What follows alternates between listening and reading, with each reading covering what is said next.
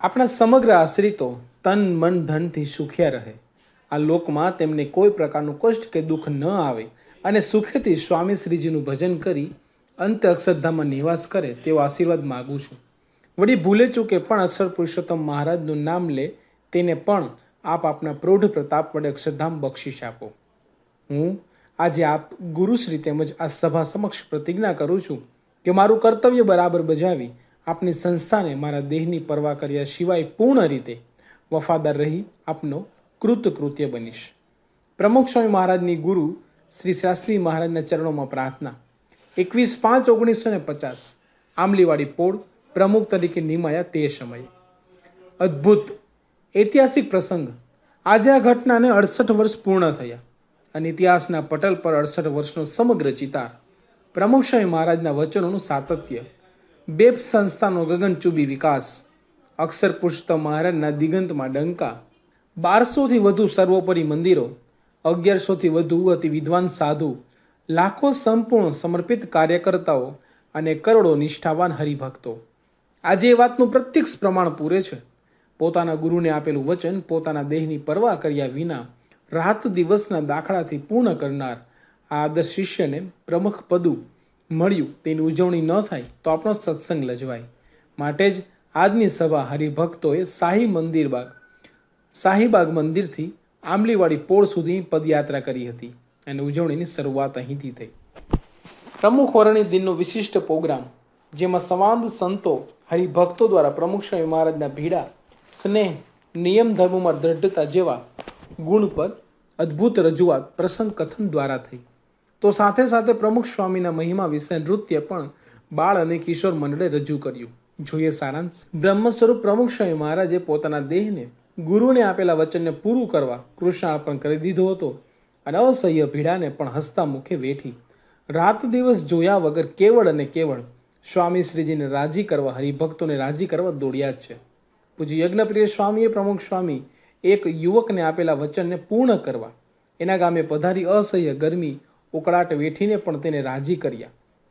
તો ડૉક્ટર ત્રિવેદી સાહેબે કહ્યું કે પાટણ અને તેની આસપાસના વિસ્તારમાં સ્વામી કાચા રસ્તાઓમાં અસહ્ય ગરમી અને તડકામાં ટ્રેક્ટરની ટોળીમાં ફરી પધરામણી કરી છે અને તેમના પોતાના ઘરે તો સ્વામીશ્રીને પગે અસહ્ય દુખાવો હોવા છતાં 2 બાણની સીડી ચઢીને સર્વને રાજી કર્યા.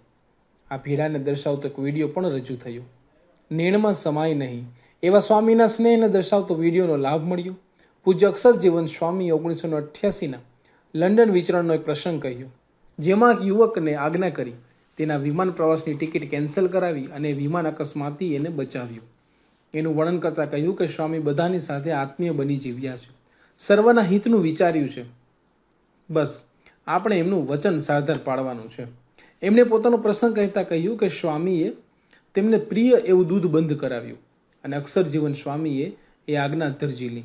પરિણામે એમના હરસ અને પેટના અન્ય રોગ મટી ગયા. આમ સ્વામીશ્રી પૂર્વાપરનું પોતાના શરણાગતનું હિત જોતા અમરેલીના એક હરિભક્ત કે જેમની સ્થિતિ સાવ સામાન્ય હતી, તેના અભ્યાસ, નોકરી, લગ્ન અને સંતાનોના ભવિષ્યનું આયોજન અને ખર્ચ વ્યવસ્થા પણ સ્વામીશ્રીએ કરી દીધી. એ હરિભક્ત આજે BSNLમાં ઉચ્ચ અધિકારી છે અને અતુલ્ય ઉપકારને યાદ કરતા સતેજ પણ પરજ ગડગડા થઈ ગયા. અદ્ભુત કૃપા. આમ સ્વામીશ્રીની કૃપા વર્ષાના આવા તો અસંખ્ય ઉદાહરણો છે, જેનાથી મોટા પુરુષનો પોતાના શિષ્યો પ્રત્યે કેટલું હેત છે તેની જાણકારી મળે છે. બાપા શ્રીજીએ આપેલા નિયમ ધર્મ કેવા દ્રઢ હતા તેનું દર્શન યુવકો દ્વારા થયેલા સંવાદથી જાણવા મળ્યું, જેમાં પોતાની આંખનું નાજુક ઓપરેશન હતું પણ શ્રીજીએ આપેલા સ્ત્રી મર્યાદાના નિયમ ધર્મ જળવાય માટે સ્વામીએ એ નાજુક સ્થિતિને સહન કરી અને છેવટે સગવડ થઈ ત્યારે જ સર્જરી કરાવી. એવી જ વાત પૂજ્ય ત્યાગ સ્વરૂપ સ્વામીએ લંડનમાં પોતાના પૂર્વાશ્રમના ભાઈના લગ્નમાં બાપાએ કેવી મર્યાદા સાચવીને લગ્નમાં હાજરી પુરાવી આશીર્વાદ આપ્યા તેનો અદ્ભુત પ્રસંગ કર્યો.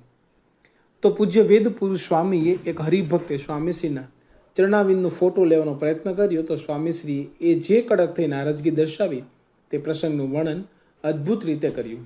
ભગવાન તો એક શ્રીજી અને આપણે તેના દાસના દાસ. એ વાત સ્વામીશ્રીએ સુસ્પષ્ટ શબ્દોમાં સર્વને જણાવી દીધી. અંતે સ્વામીશ્રીએ રાત દિવસ જોયા વગર પોતાની સંસ્થા અને સિદ્ધાંતના વિકાસ માટે કરેલા પ્રચંડ પુરુષાર્થની ગાથાનું વર્ણન થયું.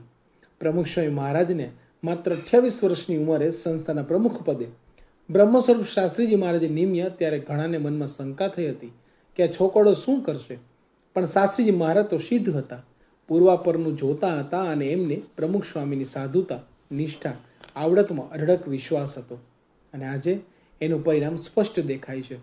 આપણી સંસ્થાનો દેશ વિદેશમાં વિકાસ એ સ્વામી બાપાની અતુલ્ય સાધુતા, પ્રચંડ પુરુષાર્થ, પોતાના ગુરુના વચનોમાં દ્રઢ વિશ્વાસની જ ગાથા છે.